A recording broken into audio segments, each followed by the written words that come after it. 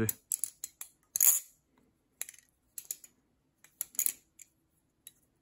Mais... ouais, je le lubre après en vrai.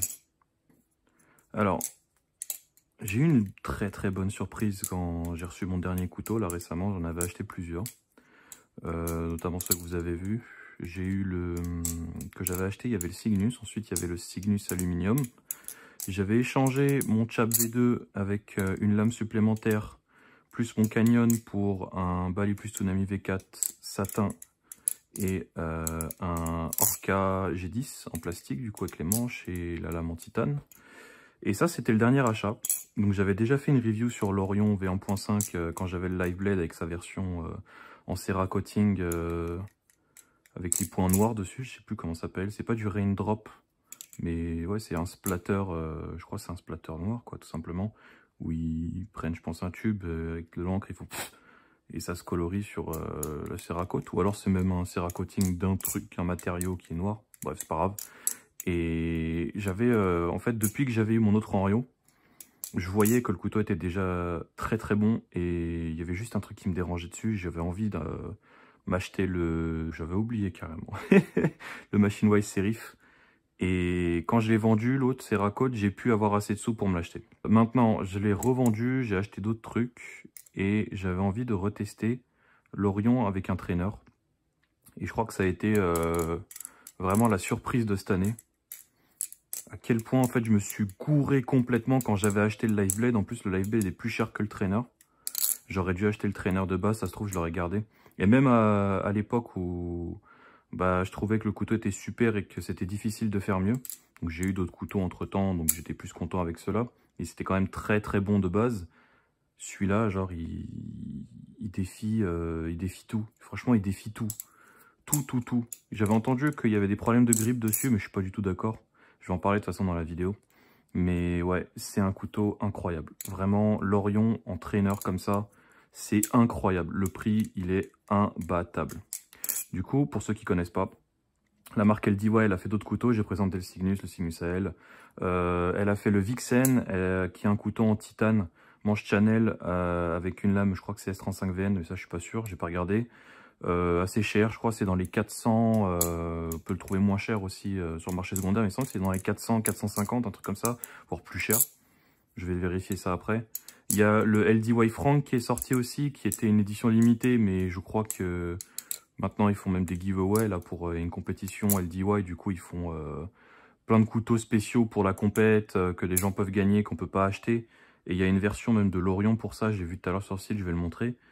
Et bon, le franc, voilà, je pense pas que je l'aborderai à un moment parce que difficile à avoir et j'ai pas trop envie non plus de l'avoir. Il me plaît pas du tout visuellement. Il y a le Frank P, du coup, qui est la version plastique. Qu'est-ce qu'il y a d'autre chez LDY? Il y avait le Corvus qui est sorti à un moment. Pareil, c'était une édition limitée qui préparait la sortie du Sirius. Donc je l'ai pas cité, mais évidemment il y a le Sirius aussi, du coup le Sirius V4. Ils ont testé des trucs sur le grip. Bref, ça, c'est pas trop des couteaux qui m'intéressent. À part le Sirius, j'aurais aimé tester le V3. Parce que le V4, même s'il est bien avec les tantos, j'ai entendu de très bons trucs sur le V3. Alors qu'il y a beaucoup de personnes qui ont critiqué le V4, même s'il est super.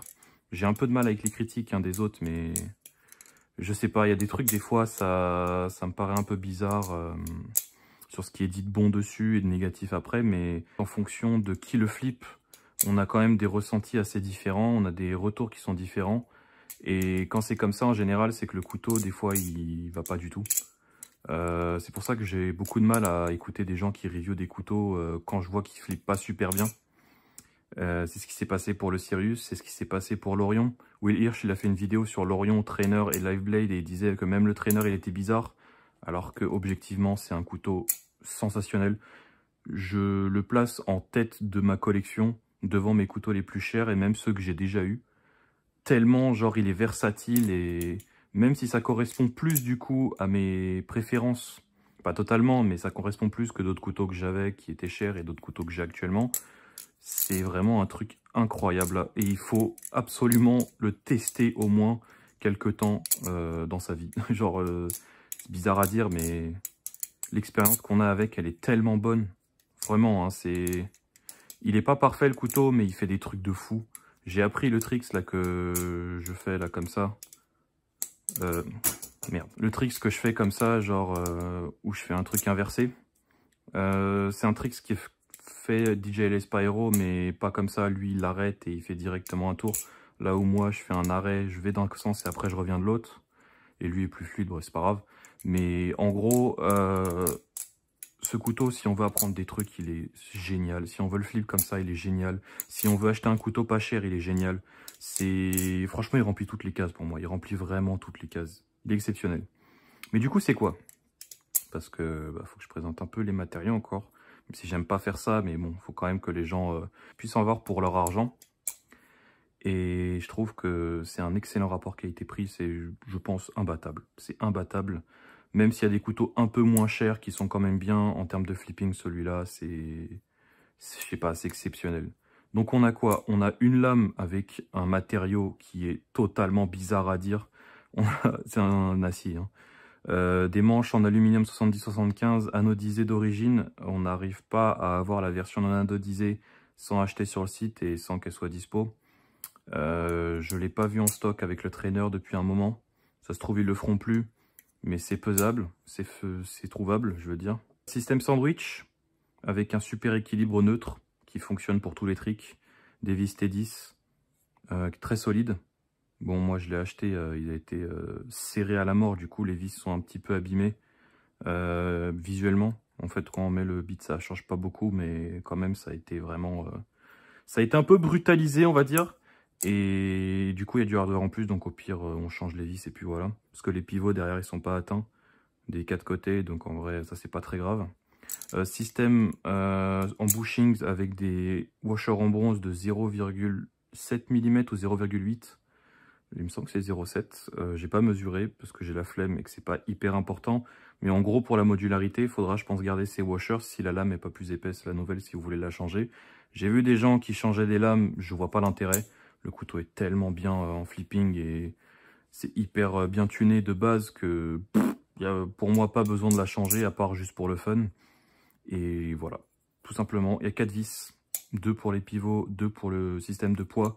En sachant que le système de poids, on peut avoir un pin qu'on rajoute, c'est le même que le Zen pin, là c'est un hidden. En gros, il est juste placé dans le sandwich, il n'est pas troué. De toute façon, sandwich, je suis con, on peut pas faire ça. Mais pour l'arrière ici, en gros, il y a 2 trous. Il y en a un qui va en dessous de ça, qui tient en fait le spacer ici. Et il y en a un autre pour pouvoir faire des slabs, je pense que c'est des slabs ça, plus facilement en fait en construction. Vu que c'est un couteau pas cher, ils essaient de vraiment faire en sorte que tout soit cheap à frôlure et que ça flippe le mieux possible. En vrai, ça marche très bien. Et voilà, ouais, c'est un prix extraordinaire. C'est 70 € que je l'ai payé avec la livraison. Il n'était pas parfait. Enfin, il n'est pas parfait. En gros, l'intérieur, là, ça a été fait un peu à l'arrache. J'ai l'impression qu'ils l'ont genre anodisé, puis après qu'ils ont creusé, qu'ils ont laissé comme ça. Mais franchement, genre, ça reste quand même très agréable. En main, ça reste hyper agréable à flip et tout. C'est pas tranchant, à part peut-être les bords ici, mais ça, c'est quand on n'est pas habitué. Sinon, ça reste relativement doux. C'est pas comme genre le Cygnus, par exemple, ou le Titane, genre, il est un peu tranchant. Sur celui-là, il l'est pas du tout. Et il fait un beau bruit aussi hors de boîte avec l'huile. Là, je vais montrer avec une semaine d'utilisation. Et après, je vais l'huiler, je vais remontrer.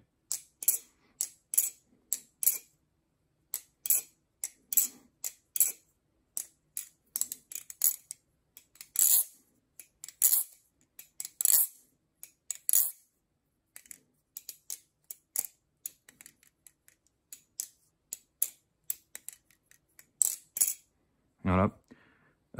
Aussi, le play, je ne l'ai pas montré, mais il y en a très peu sur celui-là. Il y en a un peu parce que j'ai pas voulu tuner comme ça. Et de base, il y en avait et j'ai pas touché en fait. Mais il y a un peu de play, vraiment un peu. Là, quand je force, bon, c'est le slab qui store, mais sinon dessus, il y a peu de mouvement. C'est totalement droit. Il n'y a pas de différence entre un côté et l'autre. Si, un petit peu sur celui-là, mais genre, vu que ça tape pas, on s'en fout. C'est très minime. Et du coup, ça va être le bruit avec une huile fine qui vient d'être mise.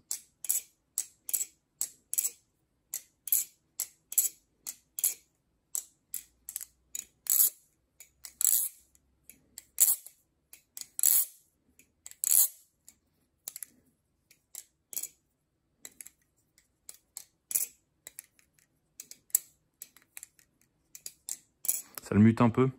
Moi, je préfère quand il a le bruit vraiment un peu plus vibrant, mais là, je me suis dit pour la vidéo, je vais juste huiler. De toute façon, ça entretient le couteau, quoi. Et ouais, tuné super bien d'origine, sans tape, évidemment. Il arrive avec moi, parce que je l'ai commandé sur Clisong, serré à je sais plus quel degré, je crois que c'est 2 nanomètres comme ce qui est recommandé, mais je sais pas si c'est lui qui le fait ou d'usine c'est comme ça. Mais ouais, le truc arrive quasiment parfait, genre vraiment visuellement en plus, j'ai vu qu'il était neuf.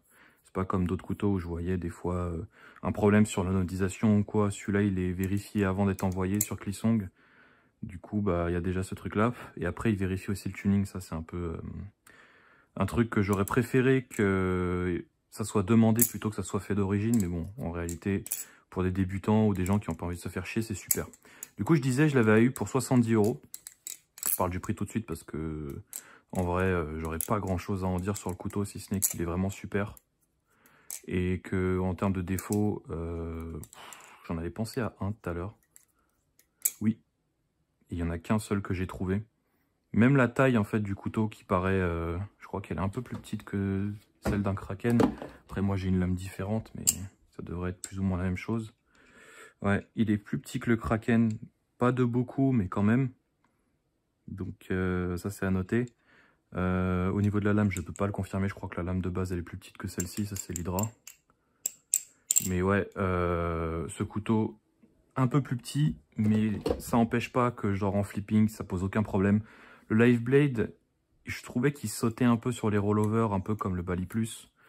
Je l'ai très mal fait là. Voilà. Celui-là, il est quand même assez sticky. C'est son problème, on va dire, un peu... que moi, j'ai pas les rollovers, mais les Chaplin comme ça, un peu... qui sont faits à l'envers. Genre le normal, j'ai pas de souci. Même le thumb, genre faut juste faire un peu plus de mouvement, voilà, et ça tient très bien. Mais pour ce qui est du reste en revert comme ça, faut faire un peu gaffe. Mais sinon, genre...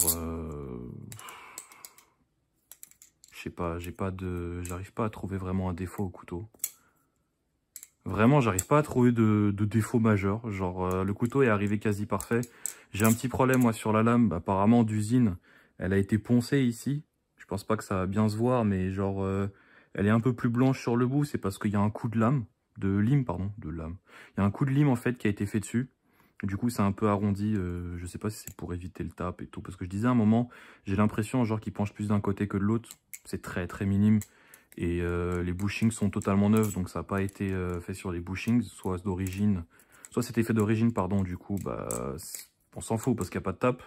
Et de toute façon, c'est pas un couteau à 400 balles, donc ils vont pas faire extrêmement attention dessus. Mais pour le prix, genre, c'est extrêmement correct.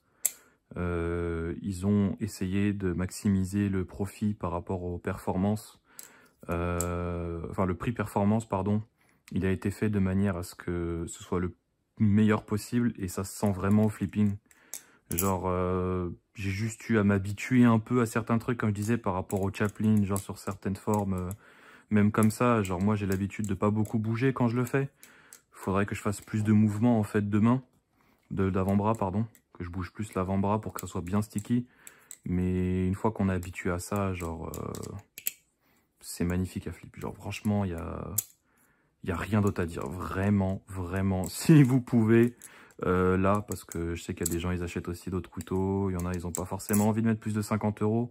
Celui-là, comme je l'ai dit, je l'ai acheté chez Clisong. Il est plus dispo chez Colisong, je crois qu'il était dispo avant, je le vois plus. Et en plus, Colisong, voilà, moi j'ai une mauvaise expérience avec mon Chap V2, j'ai même pas envie d'en parler encore.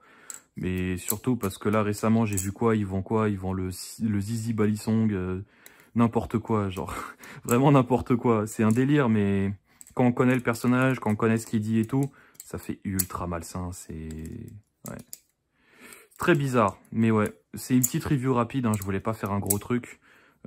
Franchement, il n'y a pas grand chose à en dire.